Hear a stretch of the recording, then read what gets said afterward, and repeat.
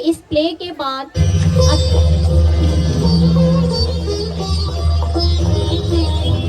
इधर अज्ञानी राजा कंस अपनी बहन देवकी का विवाह वासुदेव से रचाकर खुशियां मनाने में मग्न था। धन्यवाद धन्यवाद धन्यवाद। धन्यवाद धन्यवाद जी।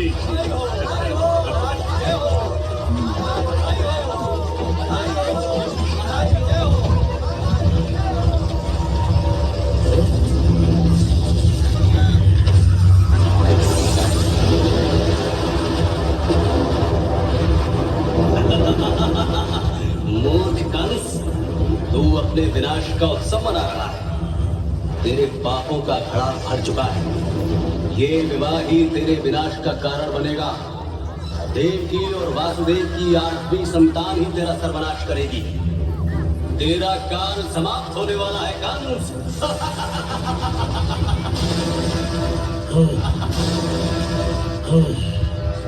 तू मेरे सर्वनाश का कारण बनेगी? मैं ऐसा नहीं होने दूंगा। मैं अभी और इसी क्षण तेरा वध कर दूंगा। नहीं कंस नहीं, इसे छोड़ दो। इसे न मारो, दया करो कंस, दया करो। मैं तुम्हें वचन देता हूँ, मैं अपनी किसी भी संतान को तुम्हारे विरुद्ध खड़ा नहीं होने दूंगा। मेरी पत्नी को न मारो, छोड़ दो उसे। दया करो कंस, हम पर दया करो कंस, दया करो। नहीं, कदापि नहीं। मैं किसी संकट में नहीं पड़ना चाहता। मेरे घर में मेरा बैरी हो, मैं ऐसा नहीं होने दूंगा। मैं इस पिशाचिनी नारी को मार डालूंगा और अपने मृत्यु काल को जन्म लेने से पहले ही समाप्त कर दूंगा। नहीं, कृपा करो, ऐसा न करो। छोड़ दो इसे, हमें जाने दो। कृपा करो कंस, कृपा। मैं तुम्हें वचन देता हूँ कि अपने हर संतान के जन्म लेते ही उसे मैं तुम्हें सौंप दूंगा। तुम चाहे तो उसके प्राण ले लेना, परंतु अपनी बहन देवकी के प्राण न लो। दया करो कंस, दया करो। ठीक है, मैं तुम्हें छोड़ता हूँ देवकी, परंतु अब तेरा मेरा कोई संबंध नहीं है। वही है, इन्हें काल कोठरी में डाल दो और इनकी संतान के जन्म लेते ही मुझे सूचित करो।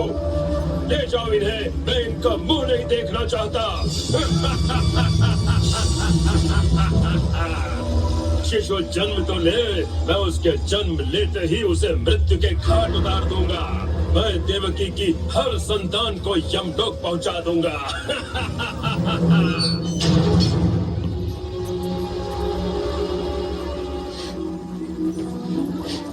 क्या करें स्वामी, हम क्या करें? मेरे दुष्ट भाई ने सौगंध ली है कि वो हमारी संतान के प्राण ले लेगा। मैं अपनी संतान को मरता हुआ नहीं देख सकती स्वामी। हम क्या करें स्वामी, क्या करें? चिंता न करो देवकी, प्रभु पर विश्वास रखो, वो हमारे सारे दुख दूर कर देंगे।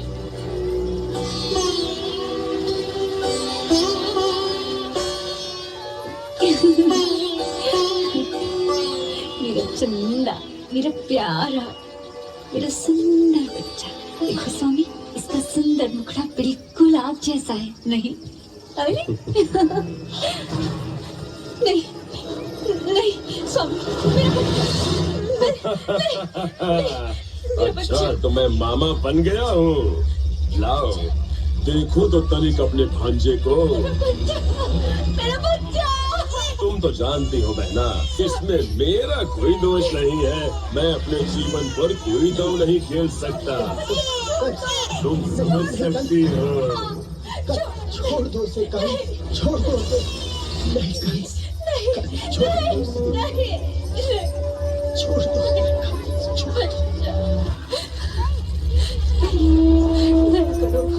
दया करो भैया, मेरा बच्चा मुझे वापस दे दो। दया करो भैया, दया करो, बच्चा है मेरा। भैया मैं तुम्हारे चरण स्पर्श करती हूँ, दया करो, मेरा बच्चा है, छोटा नन्हा है, मैं उसे लेकर कहीं चली जाऊंगी, क्षमा करो, दया करो भैया। तुम्हें लज्जा नहीं आती देवकी? मेरी बहन होकर तुम्हें मेरी कोई चिंता नहीं, और अभी जन्मे हुए तुम्हें अपने शिशु की चिंता सता रही है। और हमारे इतने वर्षों के भाई बहन के संबंधों को भूल रही हो? तुम्हें अपनी संतान के प्राण मेरे प्राणों से ज्यादा प्रिय हैं, ये जानते हुए भी कि यह मेरी मृत्यु का कारण बनेगा। नहीं, मैं ऐसी कोई भूल नहीं करूंगा। जिस तरह मैं इसके प्राण ले रहा हूँ, उसी तरह मैं तुम्हारी आने वाली संतान के प्राण लेता रहूंगा। तुम्हारा एक भी शिशु बच नहीं पाएगा।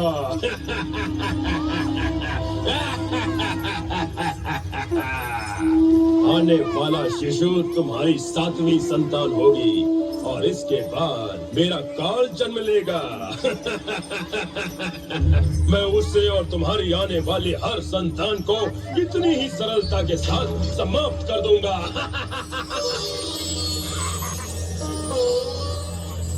भगवान विष्णु का मानव रूप में अवतरित होने का समय निकट था।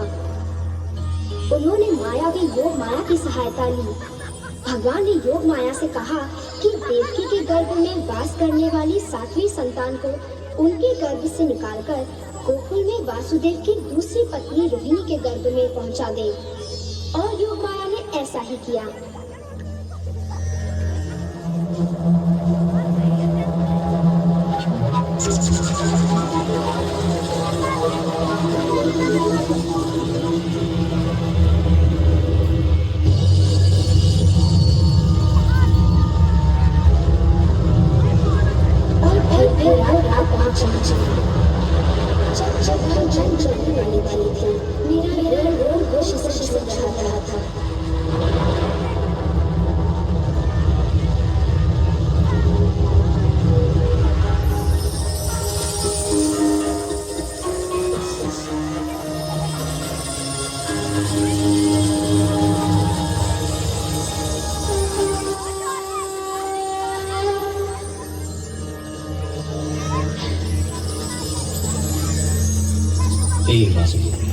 आज से हजारों वर्ष पूर्व तुम्हारा नाम प्रजापति सुदामा था और देवकी तुम्हारा नाम कृष्ण था। उस समय भी तुम दोनों पति पत्नी थे और तुम दोनों ने पुत्र की अभिलाषा में बड़ी श्रद्धा पूर्वक मेरी तपस्या की थी। अब तुम्हारी इच्छा पूर्ति का समय आ गया है, इसलिए मैंने तुम्हारे पुत्र के रूप में स्वयं जन्म लिया है। आपकी लीला परंपार है प्रभु। हम धन्य हो गए, हम धन्य हो गए प्रभु। हे वासुदेव, अब मेरी बात ध्यान पूर्वक सुनो। तुम इस शिशु को ले जाकर गोकुलवासी नंद और यशोदा को सौंप देना और उनके यहाँ इसी समय जिस पुत्री ने जन्म लिया है उसे लेकर वापस लौट आना। कंस और उसके पहरेदारों की चिंता मत करना, मैं देख लूंगा। हे देवकी, मेरे बड़े भ्राता का जन्म हो चुका है। तुम्हारा 7वां गर्भ नष्ट नहीं हुआ था। मैंने उसे गोकुलवासी रोहिणी की कोख में सुरक्षित पहुंचा दिया था। वही मेरे बड़े भ्राता है।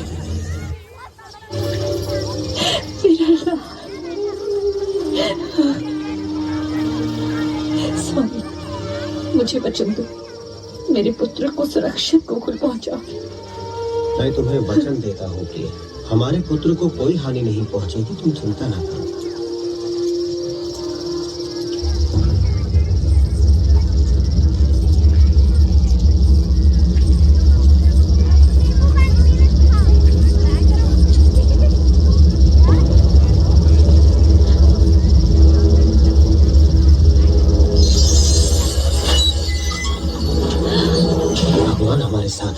मैं शीघ्र ही लौटूंगा।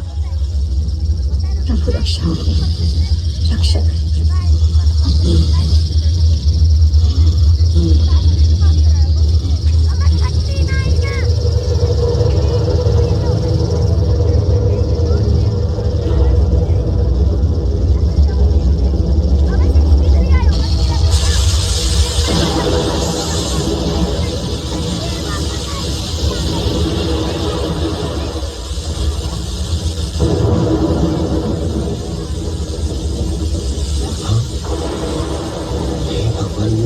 की रक्षा करना।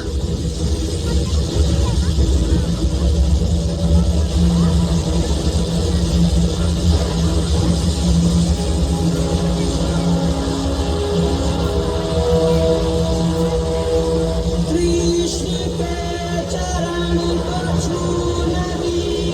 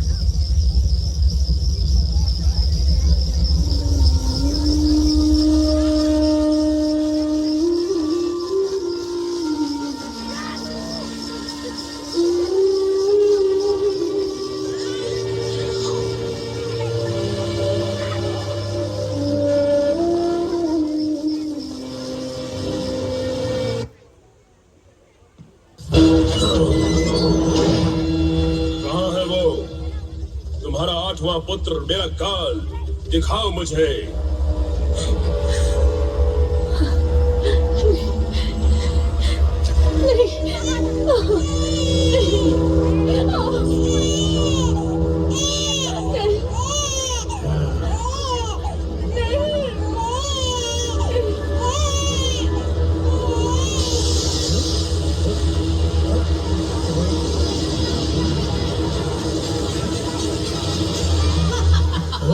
मूर्ख कंस, तू समझता है कि प्रभु का लेख नहीं डाल सकता है? जो बालक तेरा काल बनेगा वो तुझ से और तेरे क्रूर हाथों से सुरक्षित दूर जा चुका है। तूने अपनी बहन पर बड़े अत्याचार किए, उसकी हर संतान की हत्या की, परंतु ये संतान जीवित है। तू अति शीघ्र देखेगा कि तेरा काल तेरे समीप खड़ा है। तेरा अंतिम समय निकट है दुष्ट।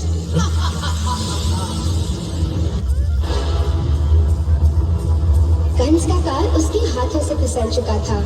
योग माया की वाणी सुन उसके होश उड़ गए।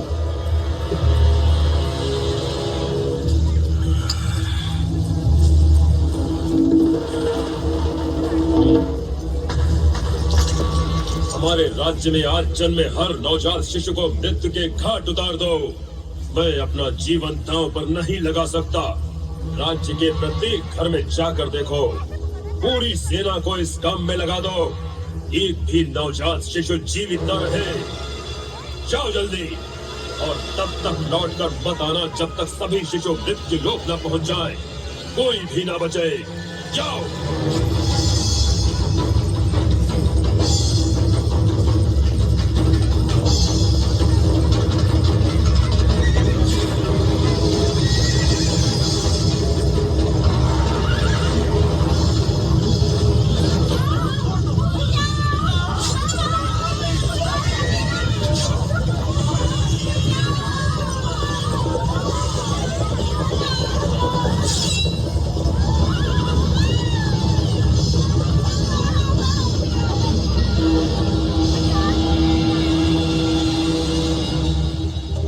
कंस मामा और भी डरा हुआ था। उसकी आंखों से नींद उड़ गई थी। उसकी समझ में कुछ नहीं आ रहा था।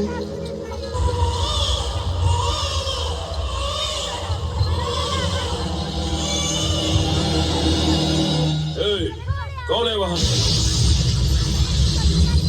ओ, तो पूतना तुम हो। क्या हुआ महाराज? आज आप बड़े व्याकुल दिखाई दे रहे हैं। ये देवकी का 8वां पुत्र मेरी व्याकुलता का कारण है। मैंने सैनिकों को आज्ञा दी थी कि सारे नवजात शिशुओं को मार दो, किंतु मुझे उन पर विश्वास नहीं है। मुझे लगता है कि वो शिशु अभी तक जीवित है। तुम मेरा कार्य कर सकती हो पूतना। ये कार्य कर दे, फिर तुम्हें जो चाहिए वो तुम्हारा। अब उस बालक को भूल जाइए महाराज, उसकी कथा समाप्त हो गई।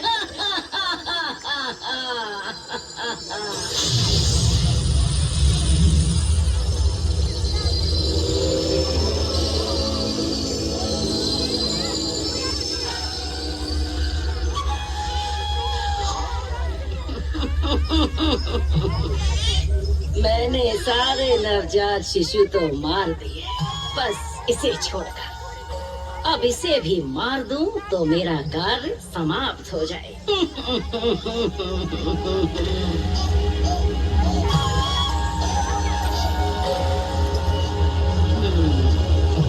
मुझे ज्ञात है मुझे इस बालक के साथ क्या करना है। मैं ये विष अपने स्तनों पर लगाकर इस बालक को अंतिम दुग्धपान कराऊंगी।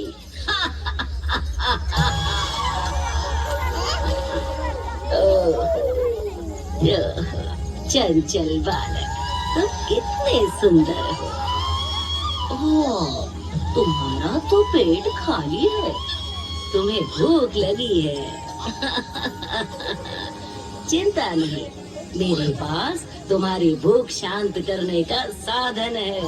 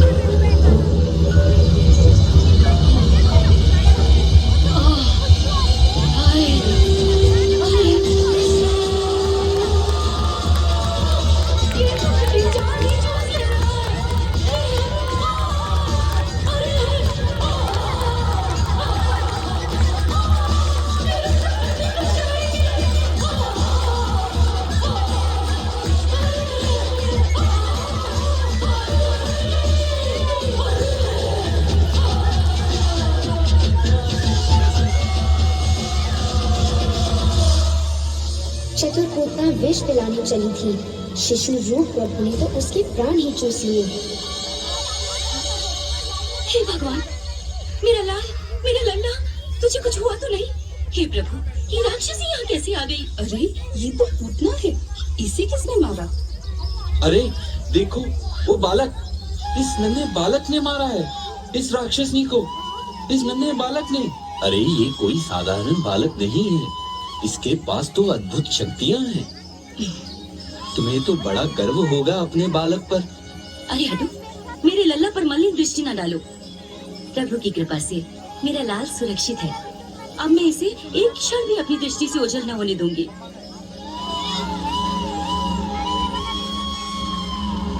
ये पूतना कहाँ चली गई? मेरे मन को शांति नहीं है। कम से कम ये संदेश तो मिले कि मैंने जो कार्य उसे सौंपा है वो संपन्न हुआ या नहीं।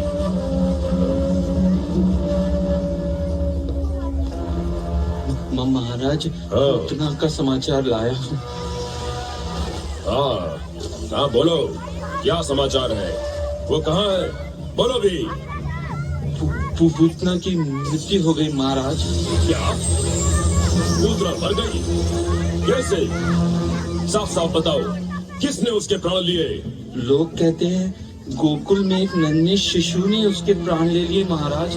क्या उल्टी सीधी बातें कर रहे हो? एक शिशु, एक नन्हा शिशु भला किस प्रकार पूतना जैसी भयानक राक्षसी का वध कर सकता है?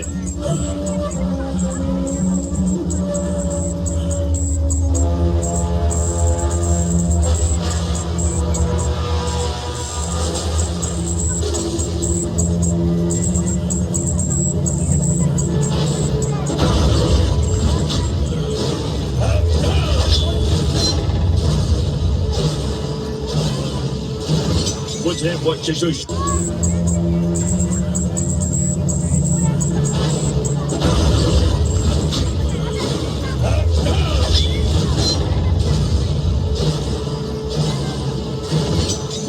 शिशु शूल की भांति गड़ रहा है। कौन मेरे लिए उसका वध करेगा? कौन उसे मृत्यु लोक पहुंचाएगा?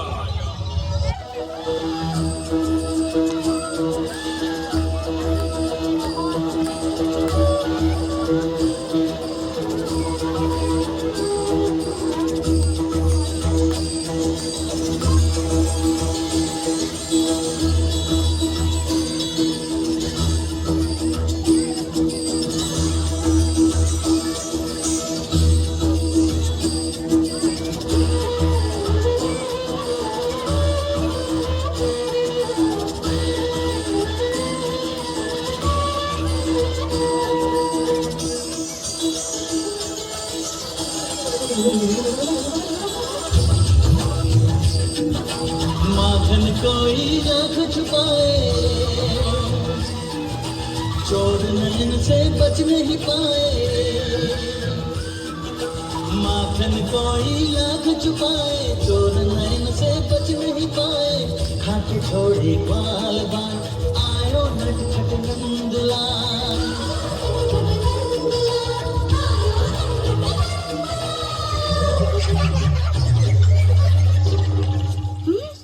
रामा, तुम यहाँ क्या कर रहे हो? मैंने तुमसे कहा था कृष्ण के साथ भीतर खेलना। कहाँ है कृष्ण? वो भीतर है माता।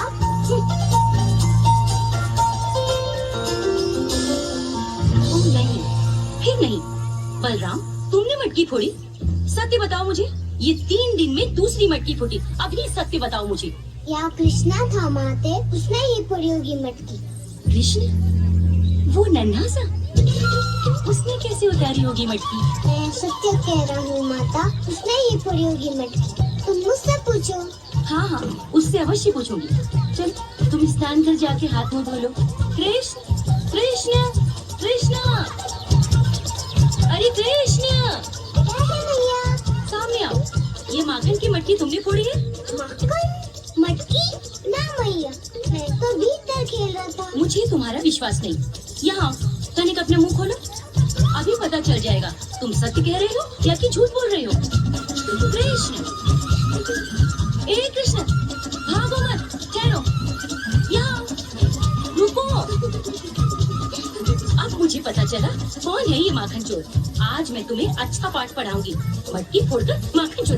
भैया जल्दी पकड़ो तो मुझे। रुको, मुझे और न दौड़ाओ, आज तुम नहीं बचोगे। बलराम तुम सामने से हटो।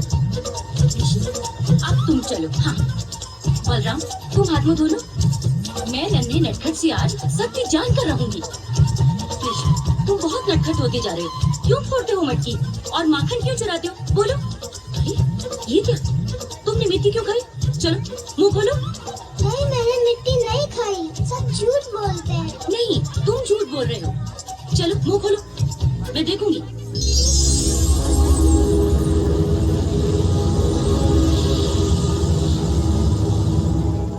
हे भगवान, एक बालक के मुंह में पूरी सृष्टि कैसे दिखाई दे रही है? हे भगवान, ये मैं क्या देख रही हूँ? हे भगवान। जागो मैया, जागो ना मैया, जागो ना मैया, जागो ना।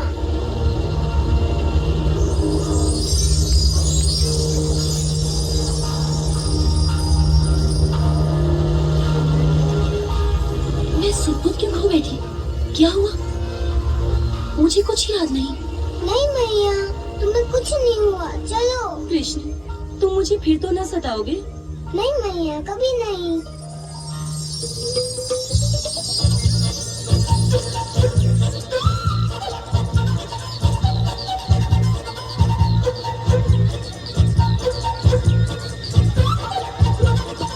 कृष्ण कृष्ण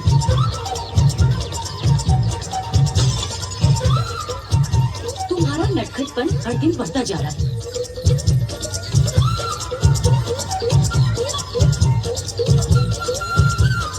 कृष्ण क्या करूं मैं तेरा? हाँ? समझता ही नहीं है। बहुत हुआ, अब मेरी सहन शक्ति समाप्त हुई। आज मैं तुम्हें बांध दूंगी, फिर देखो तुम कैसे माखन चुराते हो।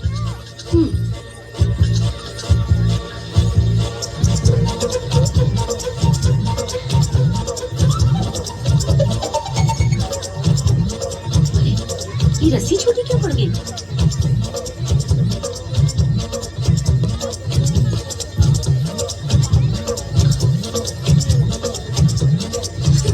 कृष्ण कृष्ण बंधे रहो, अब समझ में आएगा।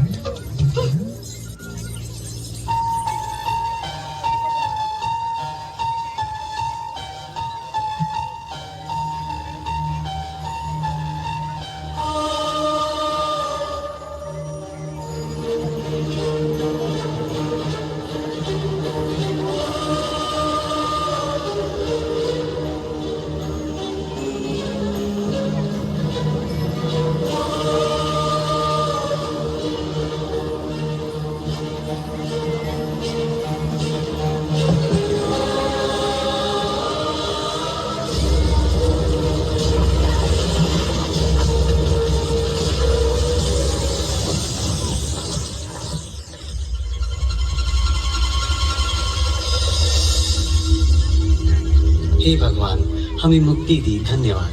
हम दोनों कुबेर के पुत्र हैं, नल कुबेर और मणिग्रीव। हमारे नटखटपन से तंग आकर नारद जी ने हमें श्राप देकर अर्जुन की वृक्ष बना दिए थे। धन्यवाद सर्वशक्तिमान। नारद जी ने कहा था आप स्वयं इन पेड़ों को गिराकर हमें इस श्राप से मुक्ति देंगे, और वो दिन आ गया।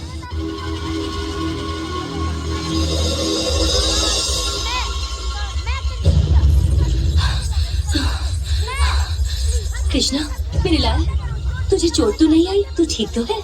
हमारे शिशुओं के लिए ये स्थान भयानक होता जा रहा है। राक्षस हम पर आक्रमण करते रहते हैं। यहाँ हमारे शिशुओं के प्राण सुरक्षित नहीं है। मेरा विचार है हम सब चल के वृंदावन में वास करें। आपका विचार पूर्णतः उचित है। हम यहाँ वास नहीं करेंगे, वृंदावन में हम सब सुरक्षित रहेंगे। चलो अब हम यहाँ से कूच करने का प्रबंध करें। यही उचित होगा।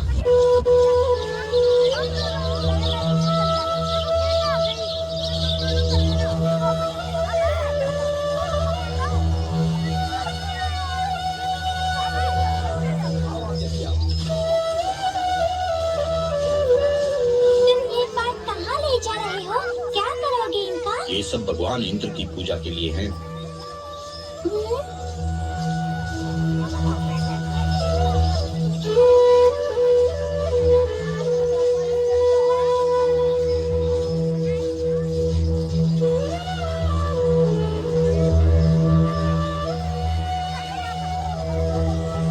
पिताश्री, ये कौन से उत्सव की तैयारी हो रही है? ये किसकी पूजा है? क्या महत्व है इस पूजा का? अरे रुको रुको, इतने सारे प्रश्न एक साथ। हम वर्षा देवता देवराज इंद्र की पूजा कर रहे हैं। उनकी दया से हमें वर्षा मिलती है। ये सारी तैयारी इंद्रदेव की पूजा की है। पिताश्री, वर्षा देना तो उनका धर्म है, उनका कर्तव्य है। यदि आप उनकी पूजा ना भी करें, वर्षा तब भी होगी। निर्बल और निर्धनों को अन्न वस्त्र देकर उनकी सेवा करना, क्या ये सभी पूजा नहीं? क्या उनकी प्रार्थनाओं से हम सबको प्रसन्नता प्राप्त नहीं होगी? हमें तो विशाल गिरिराज गोवर्धन की पूजा करनी चाहिए और हमें निर्धनों में दान पुण्य करना चाहिए।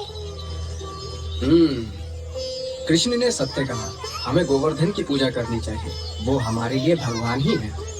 उन्हीं से हमें फल, फूल, ईंधन और चारा प्राप्त होता है। हाँ, कृष्ण ने सत्य कहा। चलो चलो पूजा का प्रबंध करें।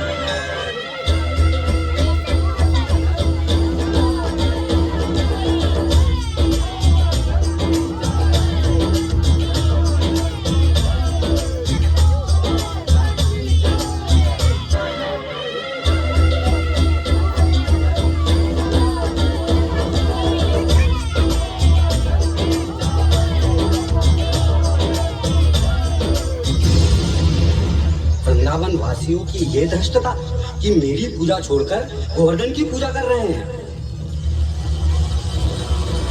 अब इन्हें मेरे कोप का भाजन बनना पड़ेगा।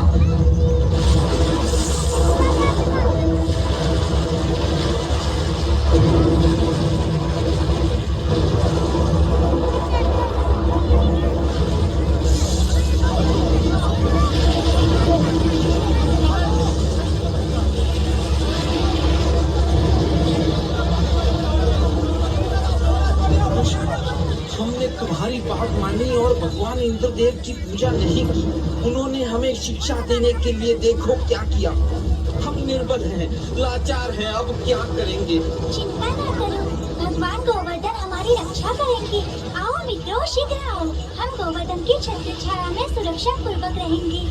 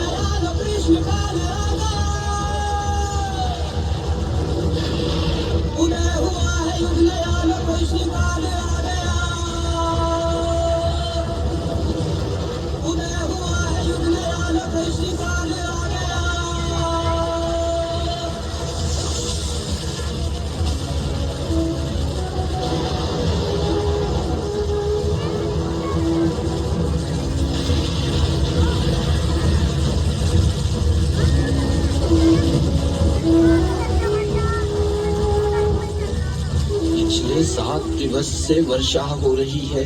हे भगवान, ये कब थमेगी? हम कब अपने घरों को लौट सकेंगे?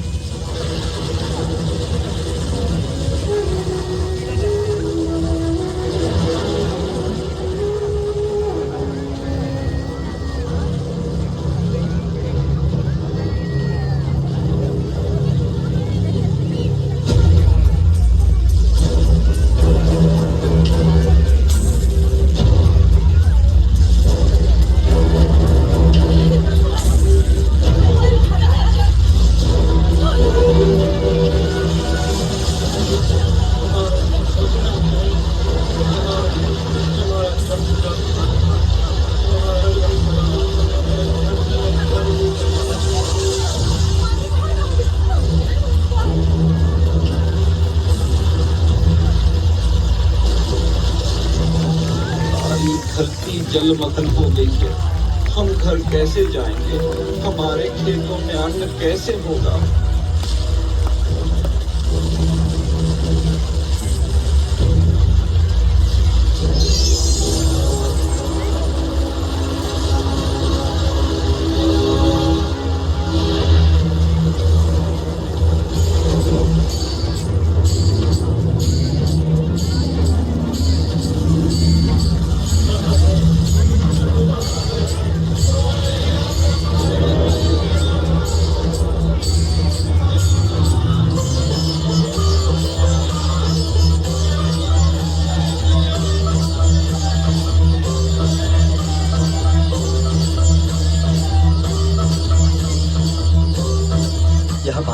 स्वयं भगवान विष्णु का अवतार है। मैंने इसे न पहचान कर बहुत बड़ी भूल की है।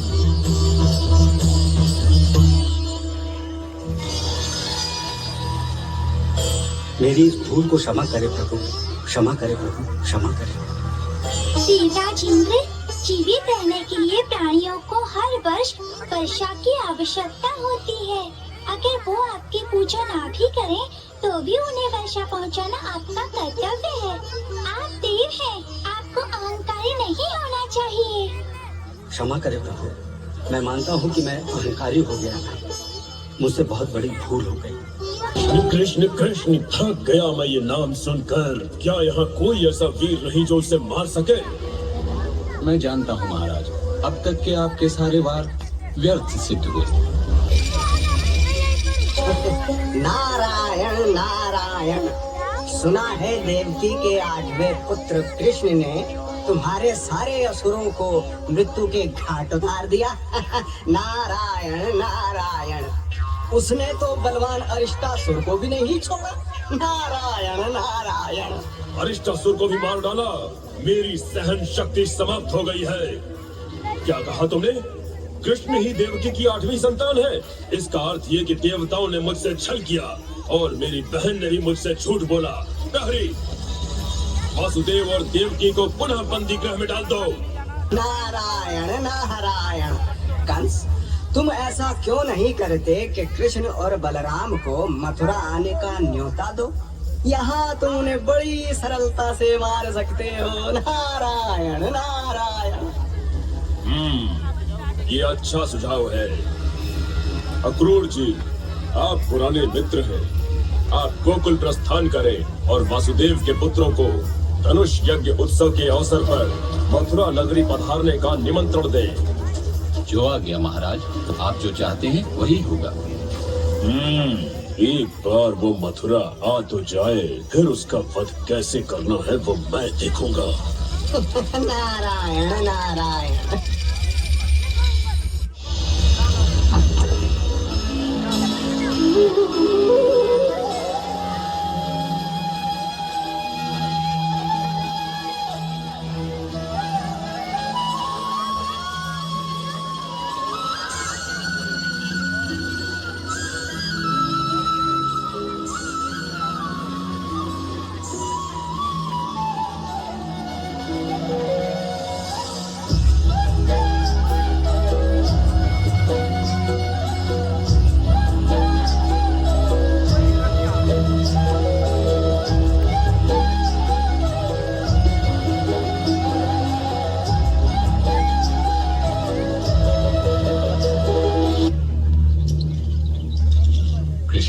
ये मेरा सौभाग्य है कि तुमने मुझे अपने चरण स्पर्श का अवसर दिया।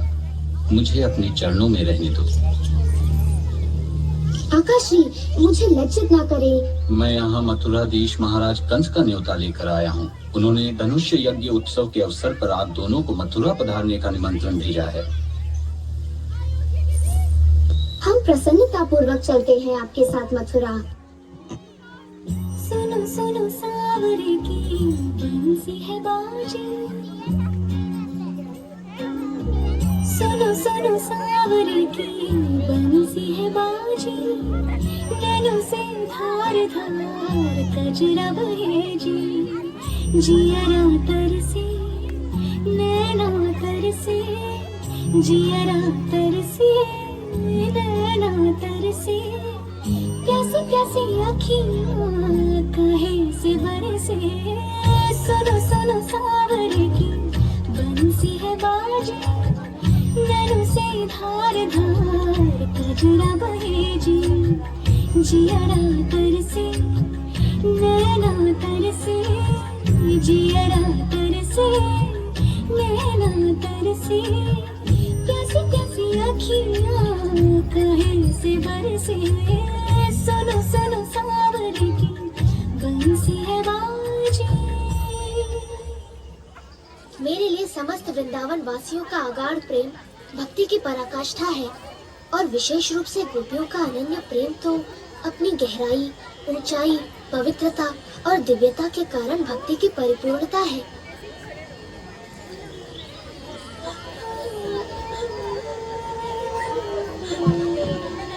और तुम राधे, तुम उस अनन्य प्रेम की शिरोमणि हो।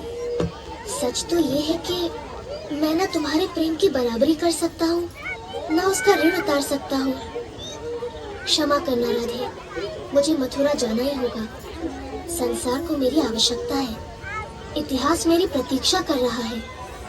मधुबन गूंजे तराना, श्याम रंग रूप लुभाना, सिमरन करके हरि उरे खाना। तू है निर्मोही मोना, भाई तुझे मोहे सताना, दर्श दिखा दे प्यारी उरे खाना। सुनो सुनो सावरी की बंसी है बाजी।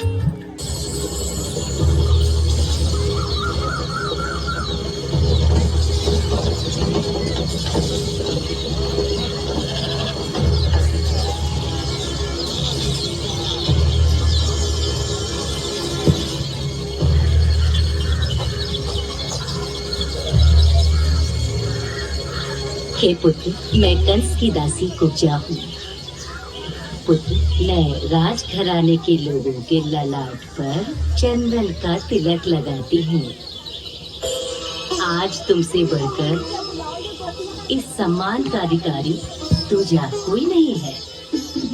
आप मुझे यह अवसर प्रदान करें पुत्र।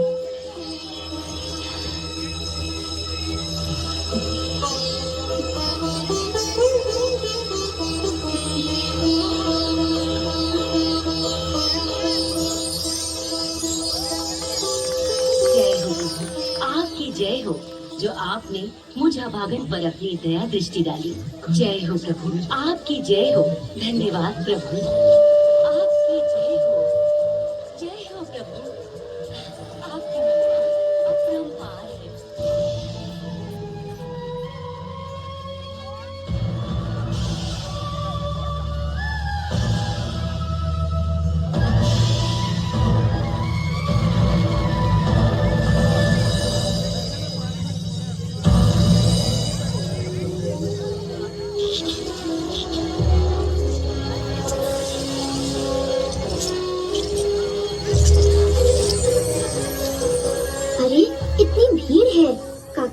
ये धनुष यहाँ कैसे? ये कंस महाराज का अनमोल धनुष्य है, धनुष यज्ञ उत्सव के लिए।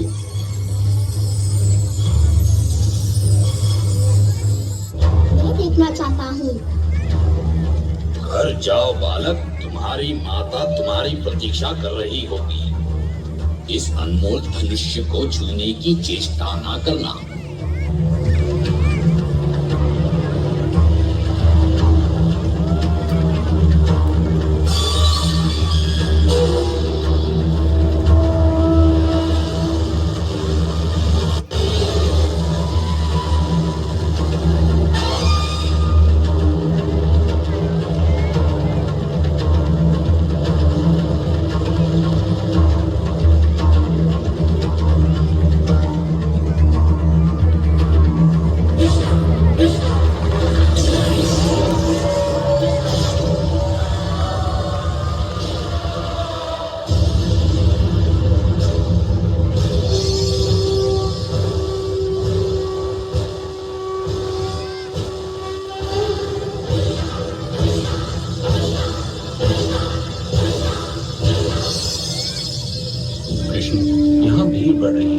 मेरे विचार में हमें यहाँ से तुरंत कूच करना चाहिए।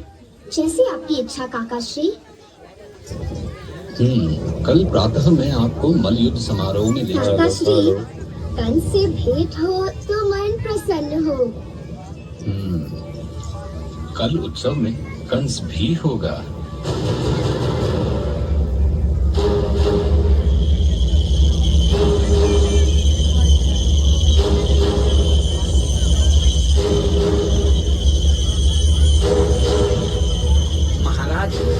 अशुभ समाचार है। आपका विराट और अनमोल धनुष्य कृष्ण ने तोड़ दिया। संपूर्ण मथुरा वासी उसकी जय जयकार कर रहे हैं। हेलो। दूर हो जाओ मेरी दृष्टि से। इतना अशुभ समाचार लाए हो। उन्हें अभी कंस की असीम शक्तियों का ज्ञान नहीं है।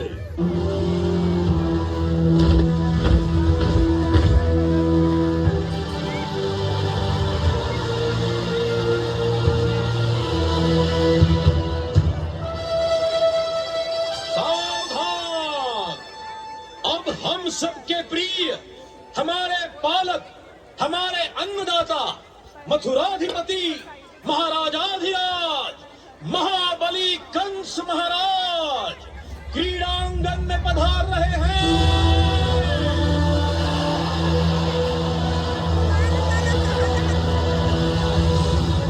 और अब इस प्रतियोगिता के मुख्य अतिथि देवकी और वसुदेव के पुत्र कृष्ण और बलराम क्रीड़ांगन में पधार रहे हैं।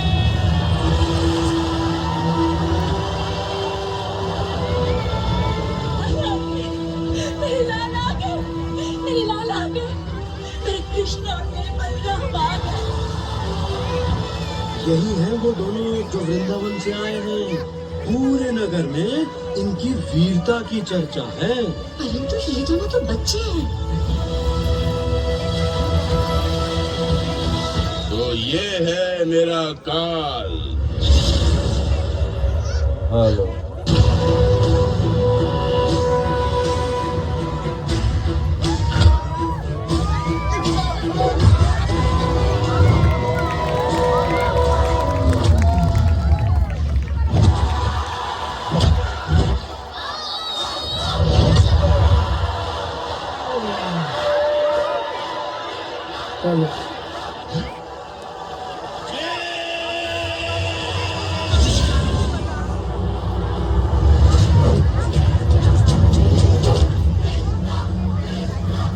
मामा, मैं आ गया।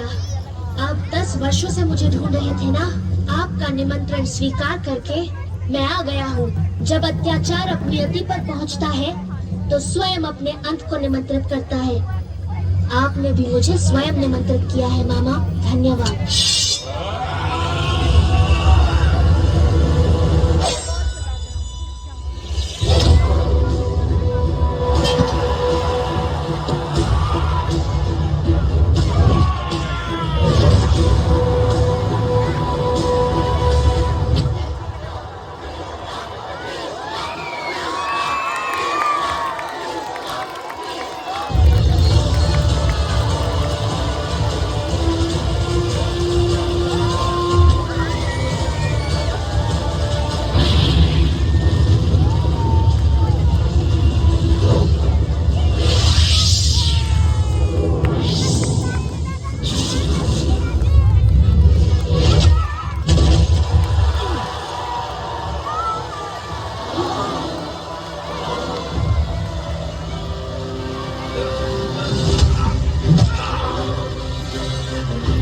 मेरे 6 भाइयों के लिए जिनके नन्हे कोमल शरीर तूने पत्थर पर पटक पटक कर उनके प्राण ले लिए। ये मेरे निर्दोष माता पिता के लिए जिन्हें तूने इतने वर्ष बंदी बनाकर रखा।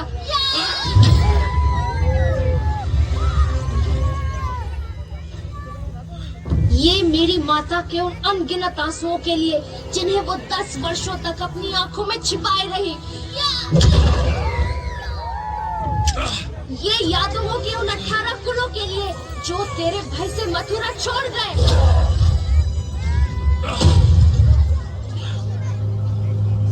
और ये तेरे हर उस अत्याचार के लिए जो तूने गोकुल, वृंदावन और मथुरा के ग्वाल बालों पर किए।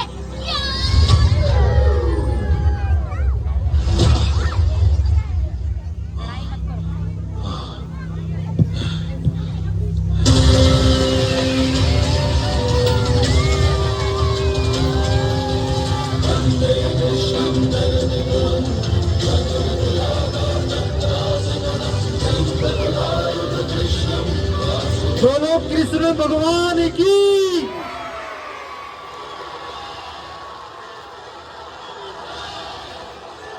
बोलो कृष्ण भगवान की। सभी भक्तों को कृष्ण भगवान के जन्मदिन की बहुत बहुत बधाई हो। नंद के लाला की, नंद के लाला की। यही अंत होता है।